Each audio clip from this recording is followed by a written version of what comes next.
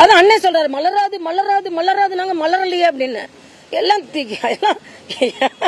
எல்லாம் ஒரே நேரத்தில் நீங்க ஒரே ஒரு எம்எல்ஏ வச்சிருந்த காலம் இருந்ததுல, அப்புறம் நீங்க மலரலையா, உதிக்கலையா? இங்க உதிக்கும் போது நாங்க உதிக்க மாட்டோமா, நாங்க மலர மாட்டோமா? சும்மா அந்த கேலி கிண்டெல்லாம் விட்டுருங்க. நாங்க உண்மையான நேர்மையான எதிர்மறை அரசியல் இல்லாமல் நல்ல அரசியலை செய்ய முன்னெடுத்து செல்கிறோம். இந்த எதிர்மறை அரசியல் காமராஜர் காலத்துல இருந்து நீங்க செஞ்சுட்டு தான் இருக்கீங்க.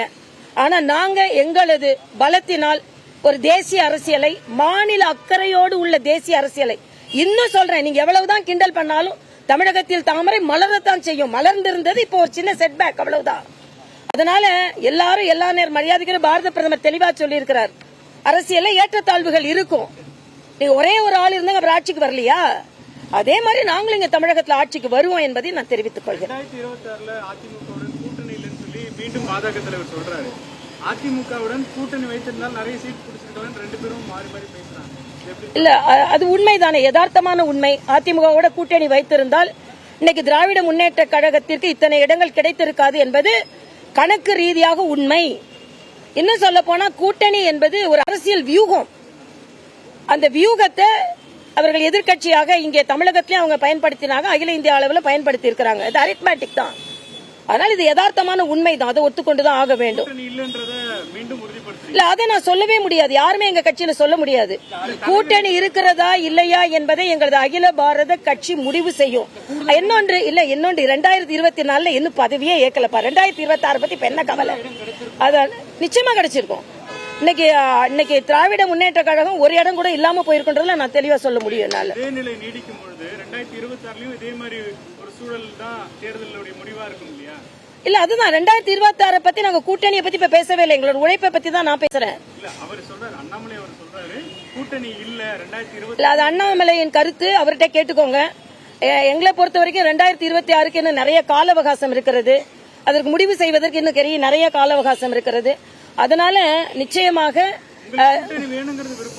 இல்ல, எனக்கு வேணும், நான் அதான் சொல்றேன், எனக்கு வேணும் வேண்டானே ஒண்ணும் கிடையாது. எங்களோட தனிப்பட்ட கருத்து விருப்ப அரசியல்ல கிடையாது. வியூகம், அது ஒரு வியூகம்.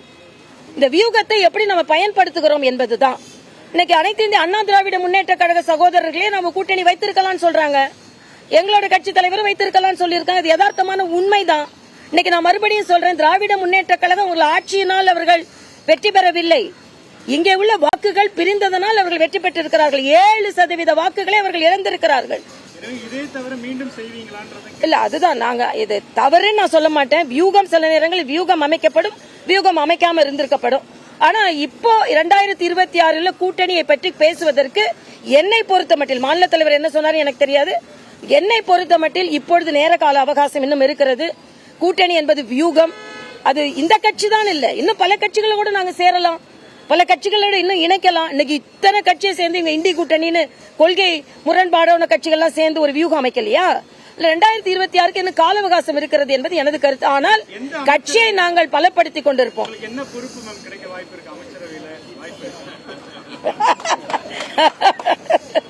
நாங்க எதையுமே எதிர்பார்த்து நான் வரல, கட்சி பணியாற்ற தான் வந்தேன். இல்லனா அங்க தேர்ந்தெடுக்கப்பட்டவங்க அலுவலகம் திறக்கிறதுக்கு முன்னாடி நாங்க அலுவலகம் திறப்போமா? ஏன்னா அது மிகப்பெரிய சிம்மாசனம் மக்கள் மனசுதான். மக்கள் மனசுல அதுல ஒரு 3 லட்சம் பேர் அந்த சிம்மாசனத்தை எனக்கு கொடுத்தாங்க. மித்தம் ஒரு 3 லட்சம் பேர் கொடுத்திருந்தாங்கன்னா நான் அந்த மக்கள் மனசு என்ற சிம்மாசனம் தான் எனக்கு வேண்டிய சிம்மாசனம். அதனால எல்லாமே ஆண்டவனிடமும் ஆண்டு கொண்டிருப்பவனிடம் விட்டுறேன், அவ்வளவுதான்.